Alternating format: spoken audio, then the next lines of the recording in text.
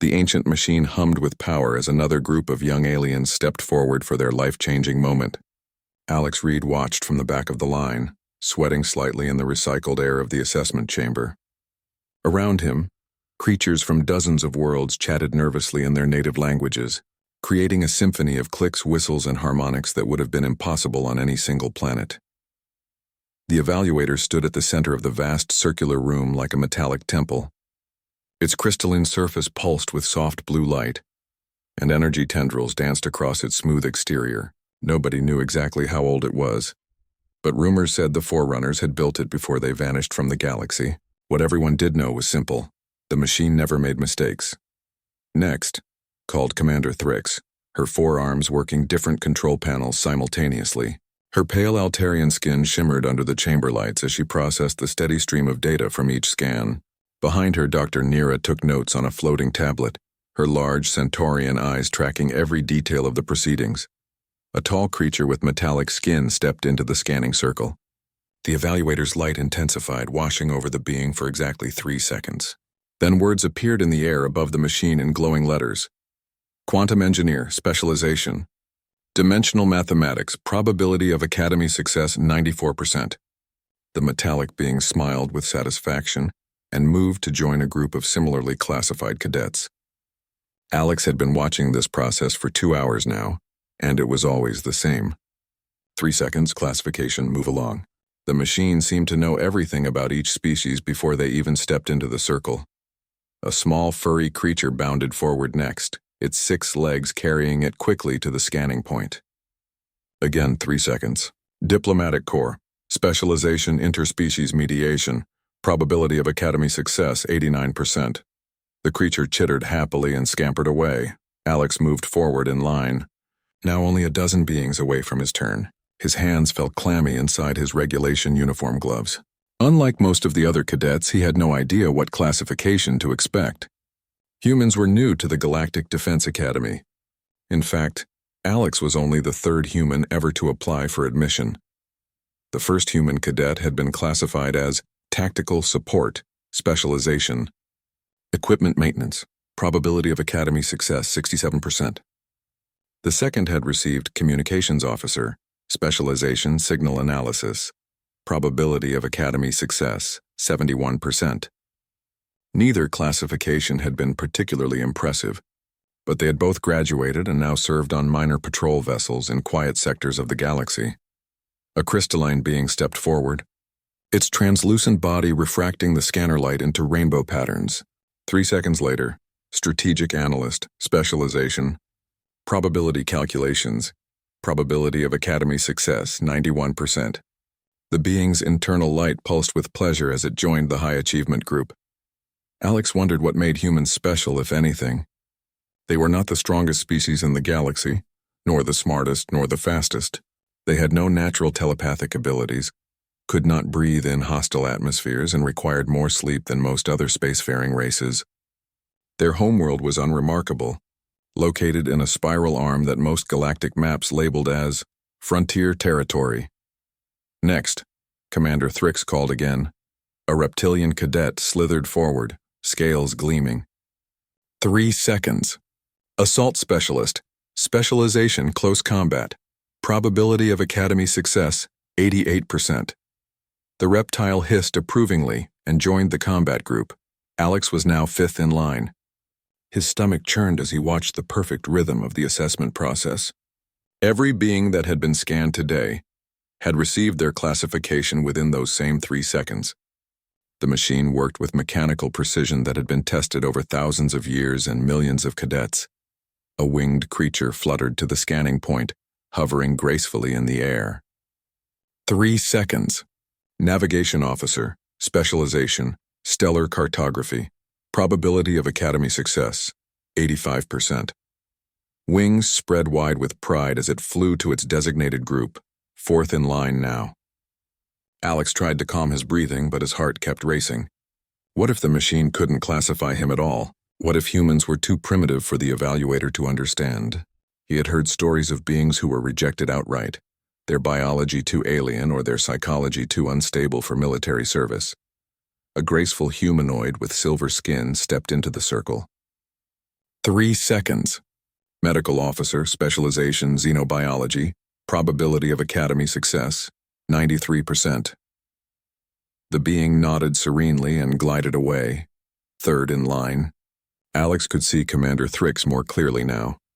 Her expression was professionally neutral, but he noticed how her secondary arms never stopped moving across her control surfaces, processing data streams from the evaluator with practiced efficiency. Dr. Nira looked up from her notes and caught Alex's eye for a moment, giving him an encouraging nod. A bulky creature with thick hide lumbered forward. 3 seconds. Engineering core, specialization heavy construction, probability of academy success 79%. The creature grunted satisfaction and stomped away, second in line. The cadet in front of Alex was another humanoid, but with elongated limbs and pale blue skin. Alex had seen members of this species before during orientation. They were known for their analytical minds and calm temperaments, perfect for technical positions. The blue-skinned being stepped into the scanning circle with fluid movements. The evaluator's light washed over them for the familiar 3 seconds. Systems analyst, specialization, computer integration, probability of academy success 90%. The being smiled and walked gracefully toward the technical specialist group. Now Alex stood alone at the front of the line. Behind him, the assessment chamber had grown quiet. Even the multilingual chatter had died down as other cadets realized something different was about to happen. Alex Reed, human, third of his species to apply for academy admission. Next, Commander Thrix called, but her voice carried a note of curiosity that had not been there before. Alex stepped forward into the scanning circle. The floor beneath his feet was smooth and slightly warm, inscribed with symbols that predated most of the civilizations in the galaxy. He stood as straight as possible and looked directly at the evaluator, though its bright surface made his eyes water. The machine's light intensified, washing over him in waves of blue energy. Alex felt a strange tingling sensation as the scan began, different from the medical scanners he was used to. This felt deeper somehow, as if the machine was looking not just at his body but into his very thoughts. 3 seconds passed. The light continued 10 seconds. Commander Thrix looked up from her controls, confusion evident on her alien features. 30 seconds. Dr. Nira stopped taking notes and moved closer to her instruments. 1 minute. The other cadets began whispering among themselves. The evaluator continued its scan, energy patterns shifting and changing as if the machine was struggling with some unprecedented calculation. For the first time in recorded Academy history, the 3-second rule had been broken. 6 hours had passed since Alex Reed had stepped into the scanning circle, and the Galactic Defense Academy was in chaos. Word had spread throughout the massive station that something unprecedented was happening in Assessment Chamber 7. Instructors, who had been teaching for decades, abandoned their classes to witness the event. Senior officers arrived from their duties across the facility. Even Admiral Kane, the Academy's highest-ranking official, had personally come to observe. Alex remained standing in the center of the scanning circle, surrounded by the evaluator's continuous blue glow. The energy patterns had grown more complex over time, creating intricate geometric shapes that pulsed and shifted around his body. His legs ached from standing motionless for so long, but every time he tried to move, Commander Thrix gestured for him to stay in position. Dr. Nira had called in 3 additional xenopsychologists and 2 Forerunner technology specialists. They clustered around monitoring stations that displayed cascading streams of data, all trying to understand what was happening inside the ancient machine. The readouts showed processing levels far beyond anything previously recorded.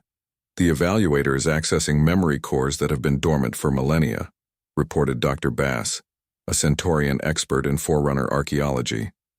His translator device struggled with the technical terms as he spoke rapidly to his colleagues. It is pulling data from classification systems that predate our oldest records. Commander Thrix moved between control stations with increasing urgency. Her forearms worked multiple interfaces simultaneously as she tried to maintain system stability. Core temperature is rising beyond safe parameters, she announced, but the machine is not responding to shutdown commands. Admiral Kane, a distinguished Terran with gray hair and sharp eyes, stood with arms crossed as he watched the proceedings. As one of the few humans in high-ranking positions within the Galactic Defense Force, he understood the implications of what was happening. If the evaluator could not classify a human, it would raise serious questions about humanity's place in the galactic community. "Sir," Commander Thrix called out, "should we attempt an emergency shutdown?" "Absolutely not," the Admiral replied firmly. "The evaluator has been operational for over 50,000 years.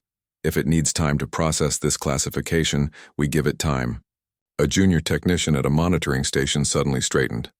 "Sir, I am detecting massive data flows from the machine's deepest archives. It appears to be cross-referencing psychological profiles from thousands of different species." The crowd of observers had grown to nearly 200 beings from dozens of different worlds. Many of them had their own recording devices active, documenting what might be the most significant event in Academy history. Others whispered theories about what the delay might mean. "Perhaps humans are too primitive for classification," suggested a tall insectoid instructor. "The machine may be struggling to find any useful military applications for their biology. Or maybe they are too advanced," countered a crystalline professor. "The evaluator might be discovering capabilities that exceed its normal parameters." Alex tried to ignore the speculation swirling around him. The constant energy scan was beginning to make him feel strange, as if the machine was reading not just his current thoughts, but his entire life history. Images flashed through his mind. His childhood on Earth, his decision to join the Academy, his dreams of exploring the galaxy alongside alien crewmates. Dr. Nira approached with a portable scanner and ran it over Alex's vital signs. "Heart rate elevated but stable," she reported. "Brain activity is showing unusual patterns but nothing dangerous. The human appears to be experiencing some form of deep psychological analysis." Hour 7 began with a sudden shift in the evaluator's energy patterns. The blue glow intensified and began cycling through different colors: green, yellow, red, purple, then back to blue. The geometric shapes around Alex became more complex, forming three-dimensional structures that seemed to tell a story in mathematical language. "The machine is entering final processing mode," Dr. Bass announced excitedly. "I have only read about this phase in ancient texts. The evaluator is preparing to deliver a classification." The crowd fell silent as the light show reached its peak intensity. Alex felt a moment of dizziness as the scan seemed to probe the deepest corners of his mind, examining memories and motivations he had never consciously considered. Then, suddenly, the energy patterns stabilized into a steady golden glow. Words began forming in the air above the evaluator, but they appeared slowly as if the machine was choosing each term with careful deliberation. The universal translator struggled to render the ancient forerunner symbols into modern languages, causing delays as systems across the chamber worked to decode the message. Valedictorian of Stubborn appeared first, in letters 3 feet tall that blazed with golden light. A murmur ran through the assembled crowd. No one had ever seen a classification like this before. The title made no immediate sense in any known military or academic context. Additional text continued to appear. Probability of mission completion. 100%. This caused an immediate stir among the observers. A 100% mission success rate was unheard of in military classifications. Even the most elite species typically received probability ratings in the 90% range at best. But the evaluator was not finished. A final line of text materialized below the others. "Warning, will ignore all tactical advice." The chamber erupted in confused discussions. Senior officers looked at each other with bewilderment. How could someone have a perfect mission success rate while being expected to ignore tactical guidance? The classification seemed to contradict itself. Admiral Kane stepped forward and studied the glowing text above the machine. As a human himself, he had some understanding of his species' psychology, but even he was puzzled by the evaluator's assessment. "Commander Thrix," he said finally, "what is the protocol for unprecedented classifications?" The Altarian officer consulted her databases quickly. "According to Academy regulations, any cadet receiving a unique classification must be evaluated by the full board of directors before admission can be approved or denied."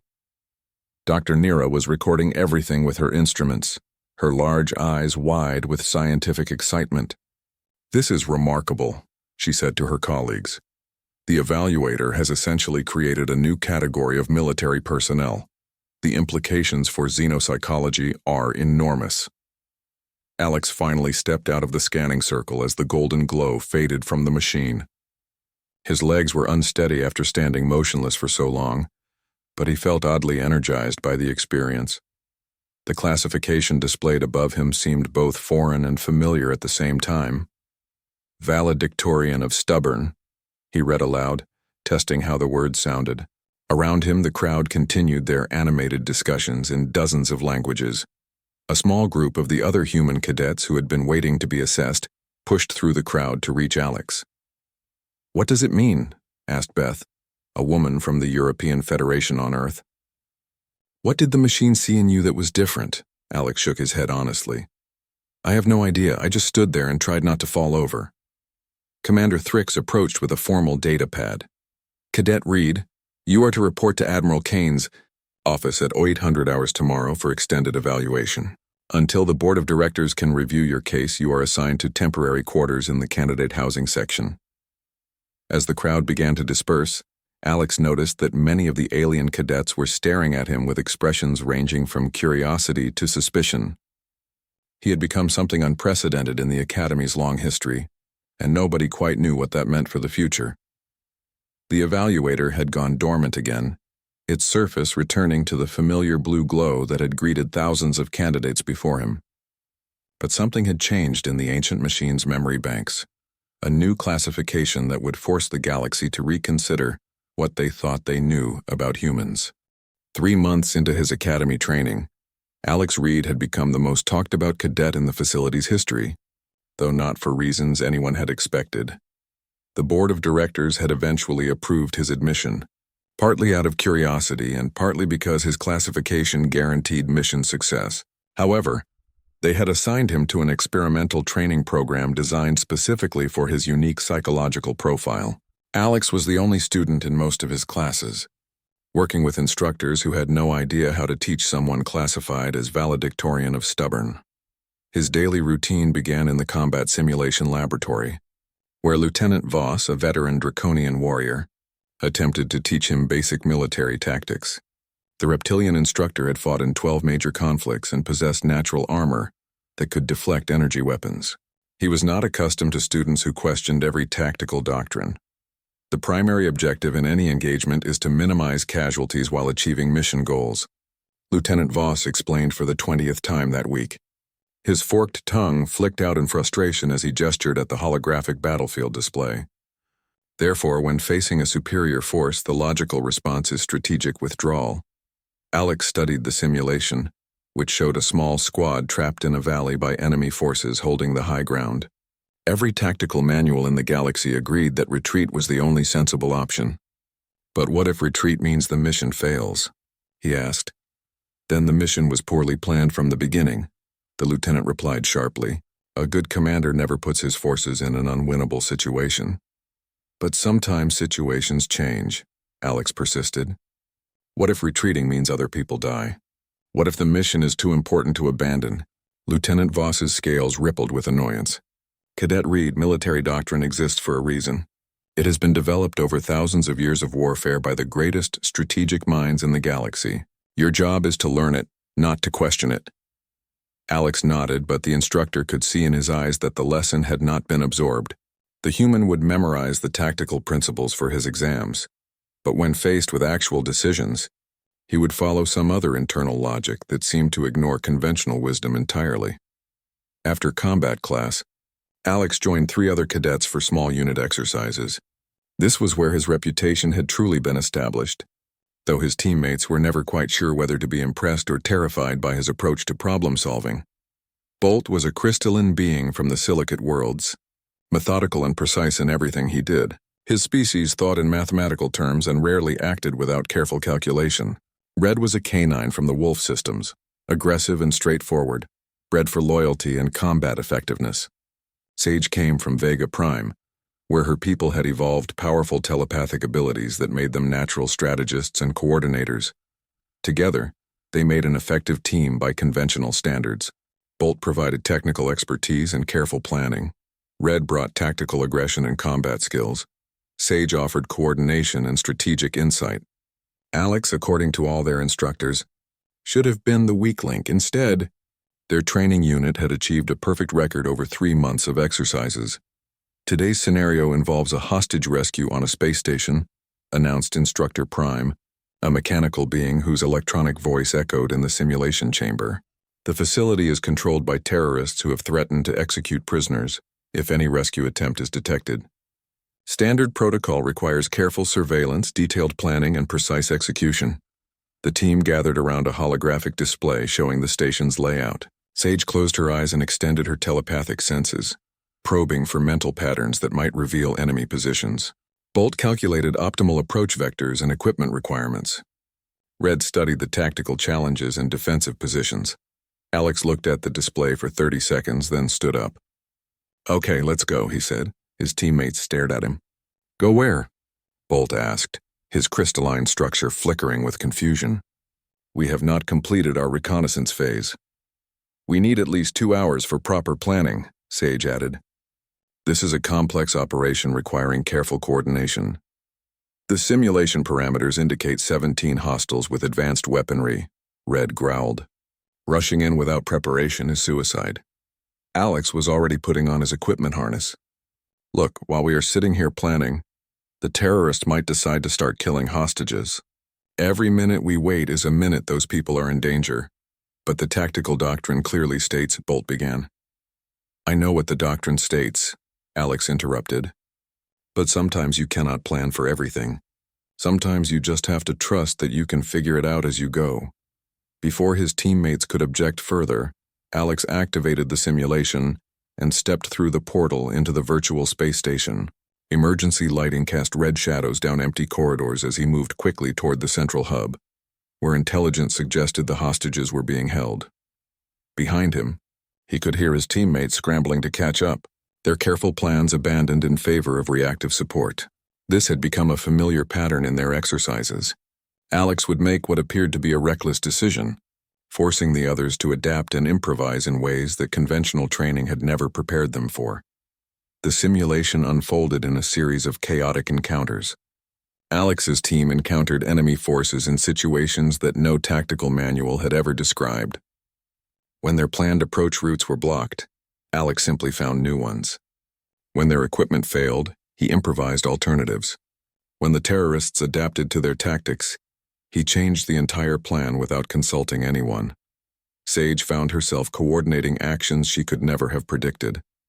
Red discovered that his combat instincts were more effective when freed from rigid tactical frameworks. Bolt learned to perform calculations in real time rather than spending hours on theoretical preparations. 2 hours later, they emerged from the simulation with all hostages rescued and minimal casualties among friendly forces.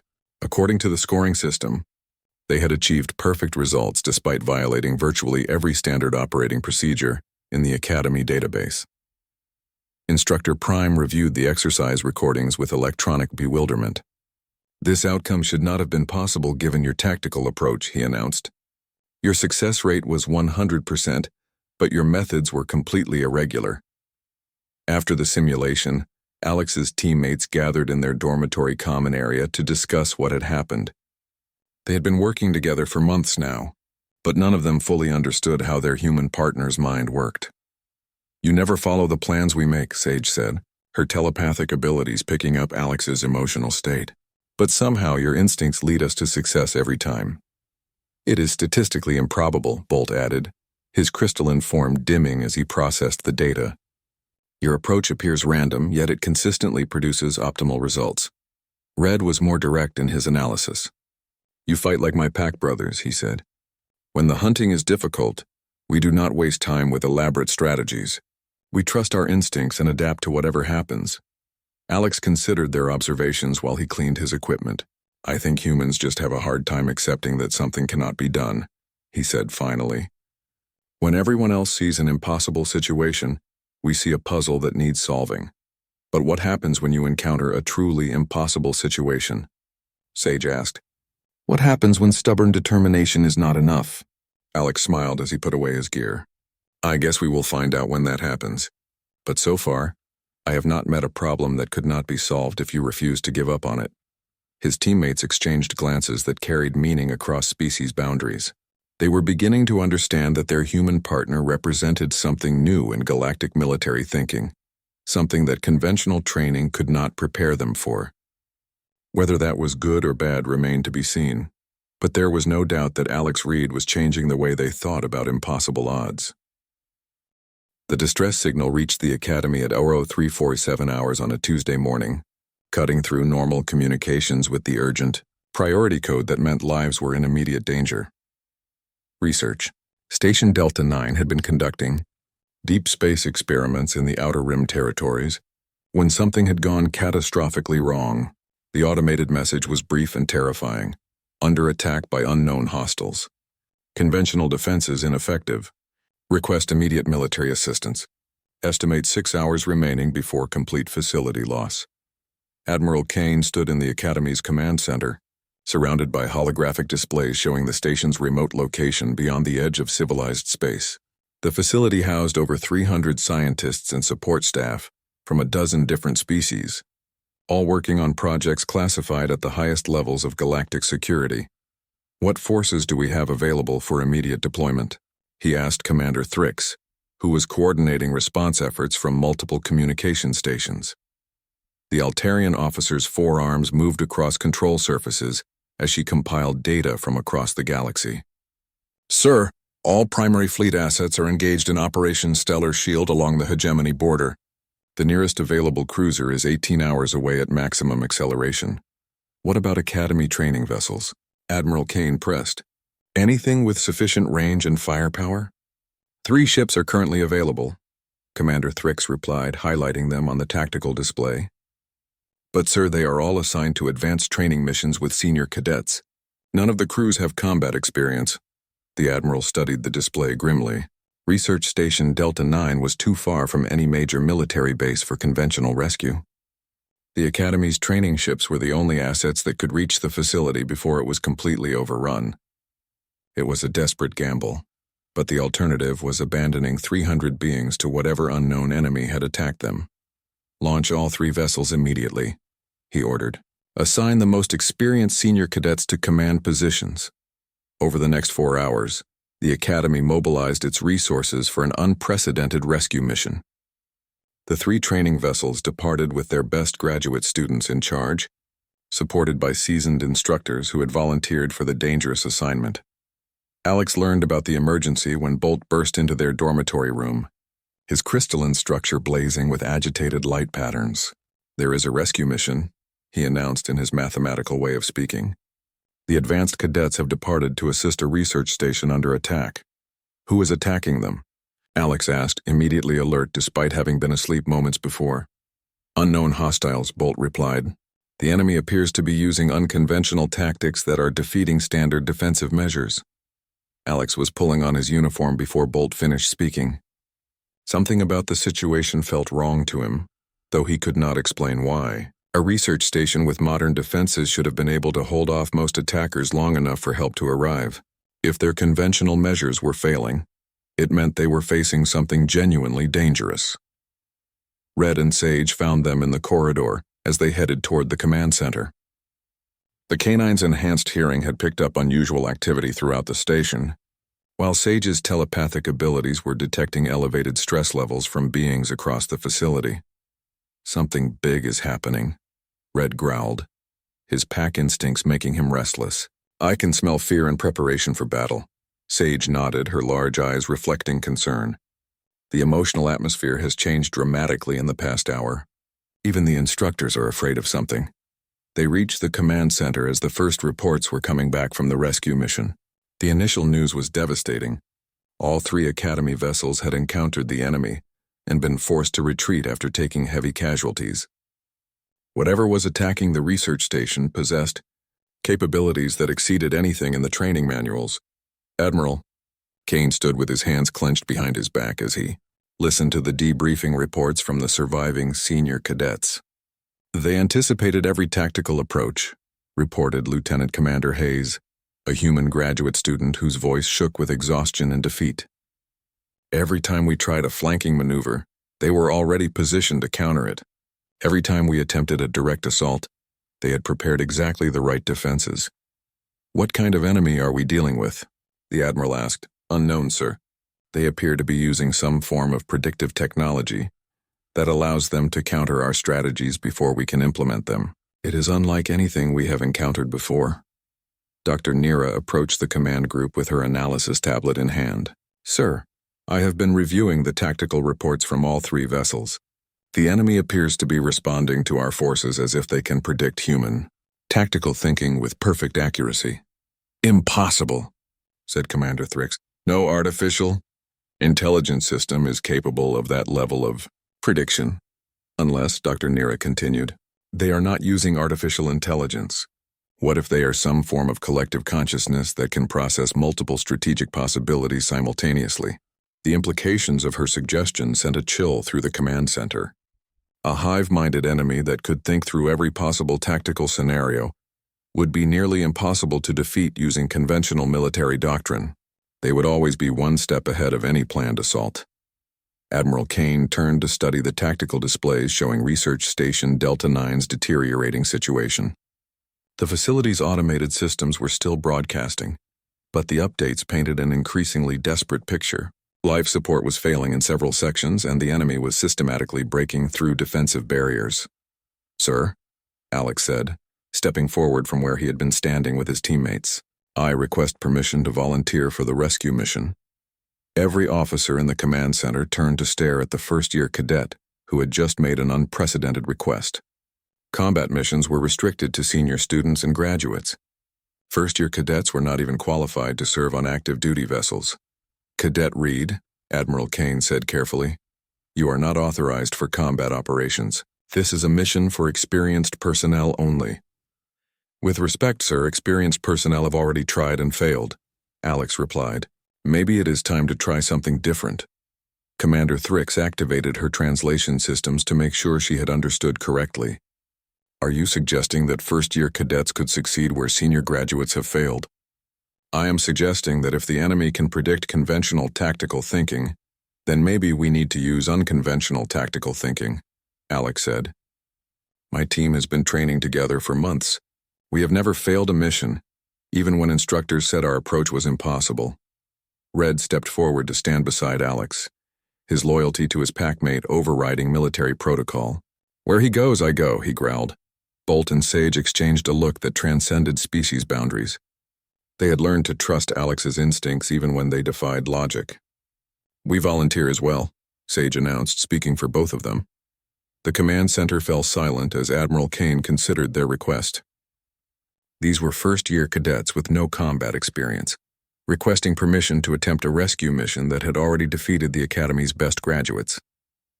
By every measure of military common sense, the idea was insane, but Alex Reed was not classified according to common sense. His evaluation had promised 100% mission success rates combined with complete disregard for tactical advice. Maybe, the Admiral thought, this was exactly the kind of situation the evaluator had been preparing for. "Very well," he said finally, "but you will not be going alone. I am assigning Instructor Prime to accompany your team as a military advisor." "Sir," Instructor Prime interjected with electronic concern, "my programming is not designed for active combat scenarios." "Then you will learn to adapt," Admiral Kane replied, "just like everyone else on this mission." He turned back to Alex and his teammates. "You have 2 hours to prepare. The training vessel, Perseverance, is being prepped for immediate departure." As the command center resumed its urgent activity around them, Alex felt the familiar sensation he had experienced during the evaluator scan months ago. Something was building toward a moment of truth that would define not just his own future, but possibly the relationship between humanity and the rest of the galaxy. The real test was about to begin. The training vessel. Perseverance dropped out of hyperspace 12 hours later to find Research Station Delta 9 surrounded by ships unlike anything in galactic databases. The enemy vessels moved with perfect coordination, their dark hulls absorbing sensor scans while energy weapons methodically carved through the station's outer defenses. Each ship appeared to be an extension of a single controlling intelligence. responding to the Academy vessel's arrival with mechanical precision. Alex stood on the bridge beside Instructor Prime, watching the tactical displays update with increasingly grim information. The research station was larger than he had expected, a massive orbital facility with multiple habitat rings and industrial sections. Parts of it were already dark. Life support failed or deliberately shut down by the attacking forces. Sensors detect 17 hostile vessels, Bolt reported from his position at the technical station. His crystalline form flickered as he processed incoming data. Each ship is approximately 3 times our size and armed with weapons that do not match any known technological signatures. Red growled from the weapons console, his enhanced reflexes tracking target solutions that shifted faster than most beings could follow. They are moving to surround us. Classic pack hunting behavior. Sage stood at the communication station, her telepathic abilities straining to detect any thought patterns from the enemy ships. "I cannot sense any individual minds," she reported with concern. "It is as if they are all components of a single consciousness." Instructor Prime processed this information through his combat algorithms and reached an immediate conclusion. Cadet Reed, tactical analysis indicates a 0% probability of mission success. The enemy outnumbers us 17-1 and appears to possess superior technology. Military doctrine requires immediate withdrawal. Alex studied the display showing Research Station Delta 9's failing systems. Somewhere inside that facility, 300 beings were waiting for rescue that conventional tactics could not provide. The Academy's best graduates had already tried standard approaches and been forced to retreat. Everything he had learned in the past months told him this was an impossible situation. "How long until the station's life support completely fails?" he asked. Bolt calculated quickly. "At current rate of system degradation, approximately 4 hours before critical failure." "And how long would it take reinforcements to arrive?" "The nearest fleet assets are still 14 hours away," Sage replied after checking their communications equipment. Alex nodded, understanding the mathematics of the situation perfectly.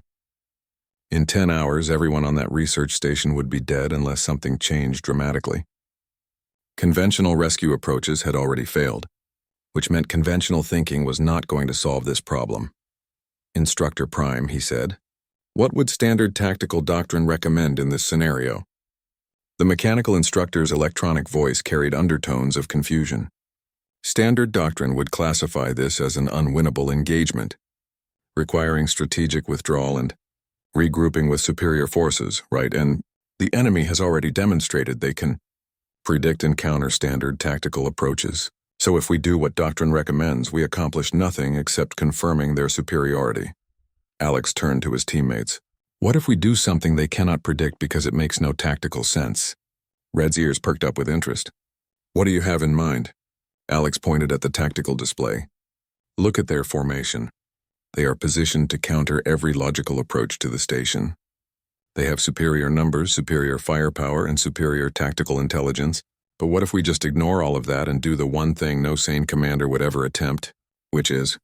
Sage asked, though her telepathic abilities were already picking up the emotional certainty radiating from Alex's mind. "Direct frontal assault on their strongest position," Alex said simply. "No clever tactics, no elaborate planning, no strategic maneuvering.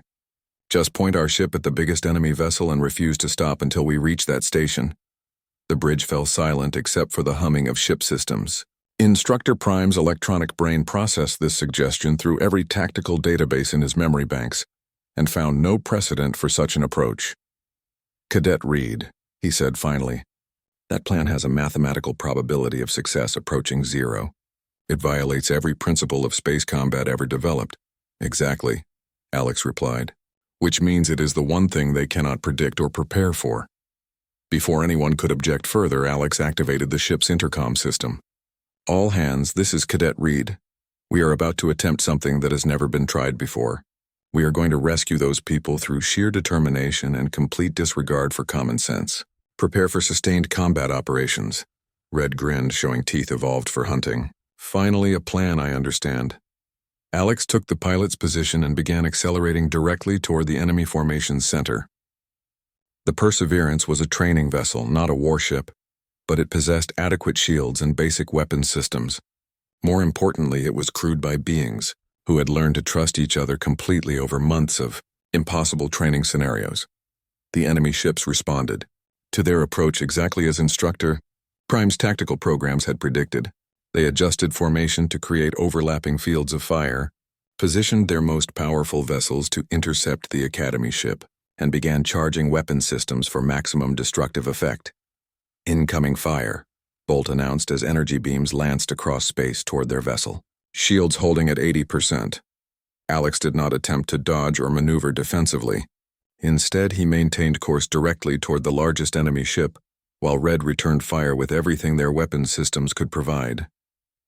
The exchange was hopelessly unequal, but it served an important purpose. It kept the enemy focused on their apparently suicidal assault rather than continuing their systematic destruction of the research station. Shields down to 60%, Bolt reported. Hull integrity holding, but we cannot sustain this level of damage much longer. Sir, Instructor Prime interjected. Tactical analysis indicates the enemy is repositioning additional vessels to intercept us. At current rate of engagement, we will be destroyed in approximately 8 minutes. Good, Alex replied, surprising everyone on the bridge. That means they are pulling ships away from the station to deal with us. Sage suddenly understood what Alex was attempting. Her telepathic abilities allowed her to perceive his strategic thinking in ways that conventional analysis could not. You are not trying to win this battle, she realized. You are trying to change the nature of the engagement entirely. Exactly. The enemy has been thinking in terms of tactical superiority and strategic advantage. But what if this is not really about tactics at all? What if it is about something much simpler? The Perseverance shuddered as multiple energy beams struck their weakening shields. Red maintained continuous fire on the enemy formation, not trying to achieve maximum damage but simply refusing to stop shooting. Bolt rerouted power from non-essential systems to keep their weapons and shields operational as long as possible.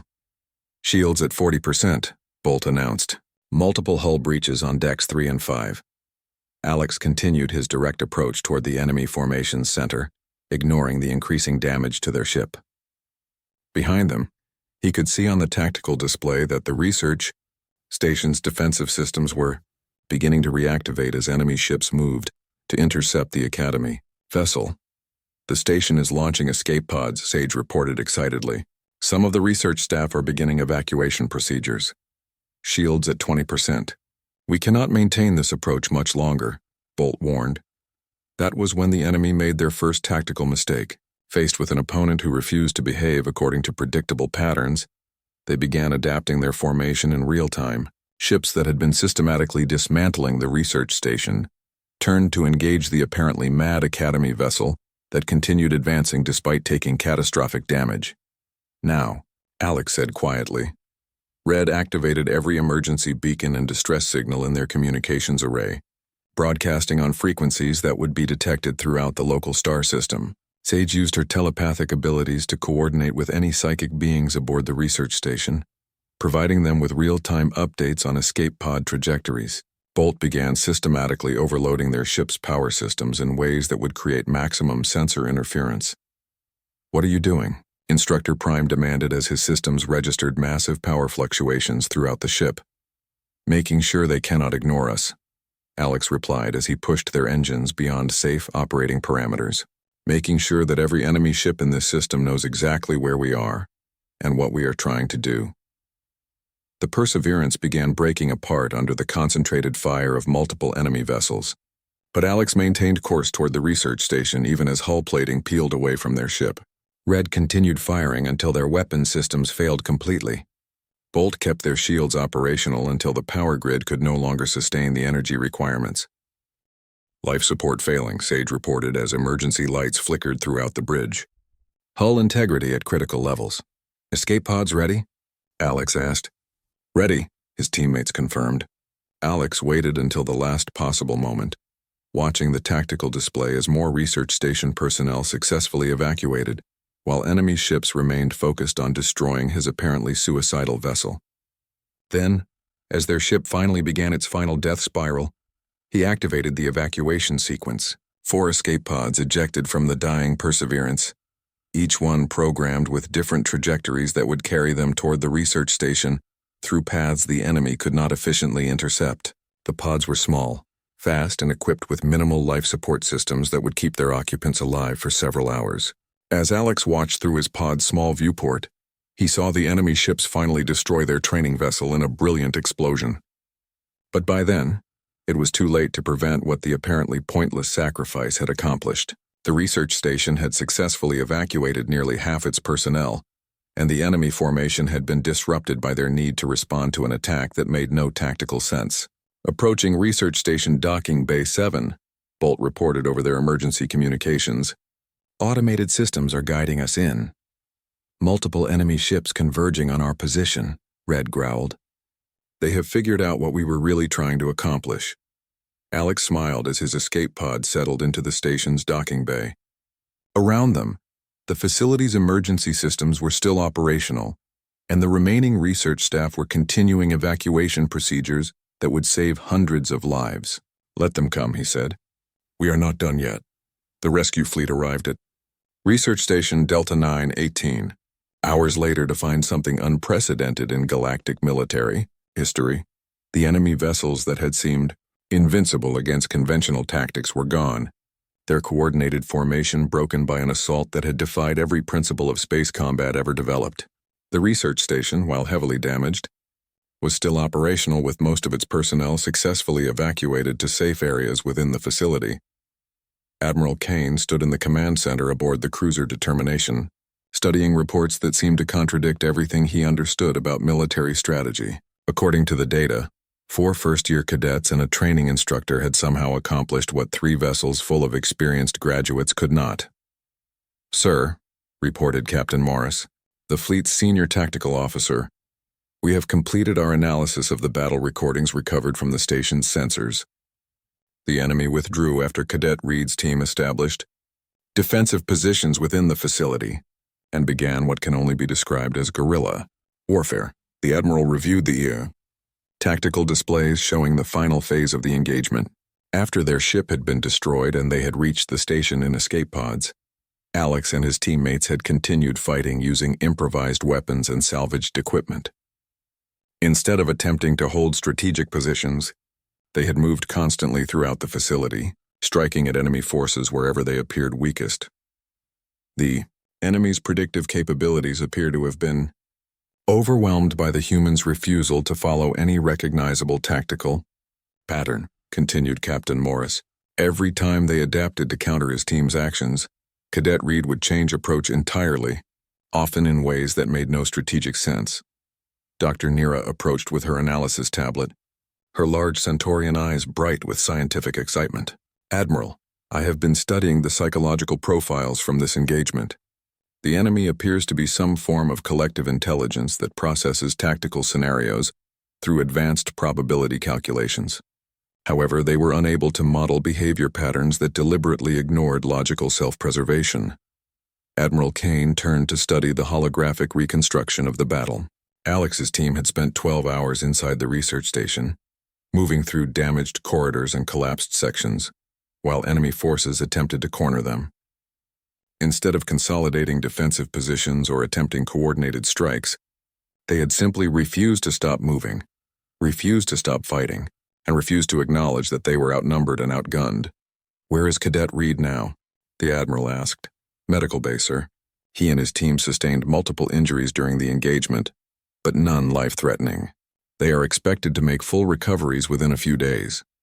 Admiral Kane made his way through the cruiser's corridors to the medical section, where he found Alex sitting up in a hospital bed with his left arm in a regeneration cast.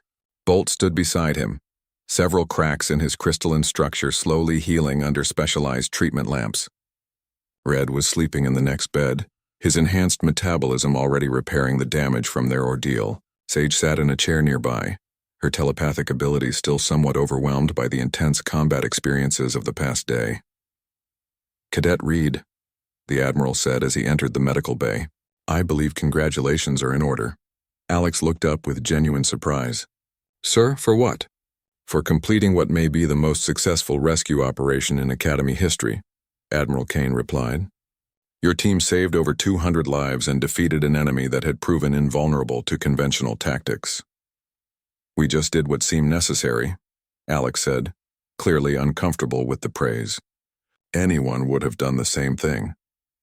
Admiral Kane studied the young human who still did not seem to understand the significance of what he had accomplished. No, Cadet Reed. Anyone would not have done the same thing.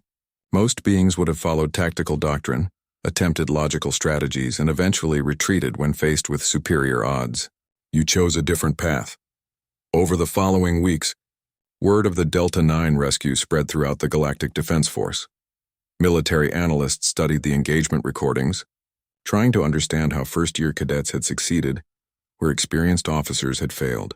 Xenopsychologists wrote papers about the unique aspects of human psychology that had made such an outcome possible. The most significant change came to the evaluator itself. Academy technicians worked with Forerunner specialists to update the ancient machine's classification systems, incorporating new understanding about human psychological patterns and their military applications.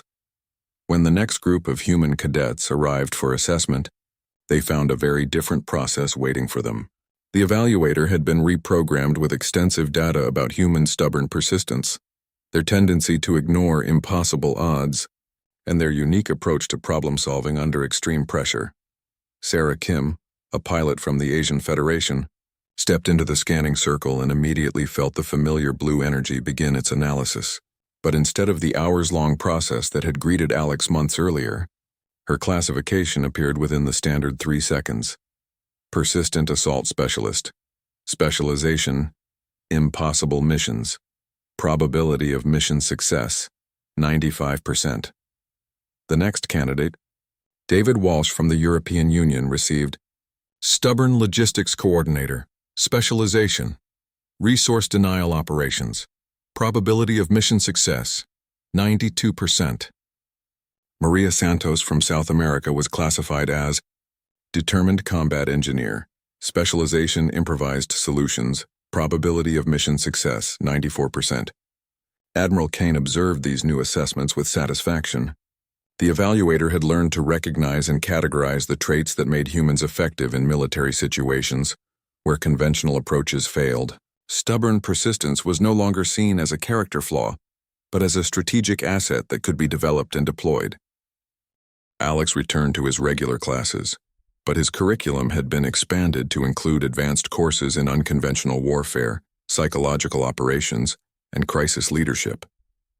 His teammates continued training together, now recognized as specialists in situations that required adaptation and improvisation, rather than rigid adherence to doctrine. The academic establishment struggled to understand what had changed.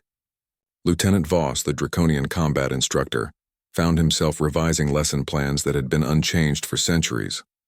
"Cadet Reed," he said during one tactical exercise, "military doctrine still exists for important reasons, but perhaps there are situations where doctrine must be supplemented with alternative approaches." Alex smiled at this grudging acknowledgement from his instructor. "Yes, sir. I think the key is knowing when conventional tactics will work and when you need to try something completely different." Commander Thrix updated Academy records to reflect a new category of military specialist, one that had never existed before in galactic history. Her forearms moved across control surfaces as she input data about humanity's unique contributions to strategic thinking. Dr. Nira published research, papers that became required reading at xenopsychology, programs throughout the galaxy. Her studies of human psychology during extreme stress situations provided insights that changed how other species understood the relationship between logic and determination. But perhaps the most significant change came in how other beings viewed humanity itself. No longer were they seen as primitive newcomers to the galactic community. The events at Research Station Delta 9 had demonstrated that humans possessed something rare and valuable: the psychological inability to accept defeat, even when logic demanded surrender. The Void Collective, as the enemy came to be known, never returned to civilized space. Intelligence reports suggested they had encountered something that their collective consciousness could not process or predict, forcing them to retreat to regions beyond known stellar cartography. Alex graduated from the Academy 2 years later with highest honors, though his final classification had evolved beyond what the evaluator had originally assigned. His diploma read, Specialist in Impossible Solutions, Assignment Crisis Response Team Alpha. Note: for deployment only when conventional approaches have failed. On graduation day, He stood with his teammates as Admiral Kane addressed the assembled cadets and their families from across the galaxy. Today we celebrate not just individual achievements, but the discovery of new approaches to challenges that seemed insurmountable. We have learned that sometimes the best solution to an impossible problem is to refuse to accept that it is impossible. As the ceremony concluded, Alex noticed a new group of human cadets preparing for their assessment with the evaluator. The ancient machine hummed with power, ready to categorize another batch of stubborn, persistent, unreasonable humans who would probably ignore all tactical advice and somehow succeed anyway. He smiled, knowing that the galaxy was about to become a much more interesting place.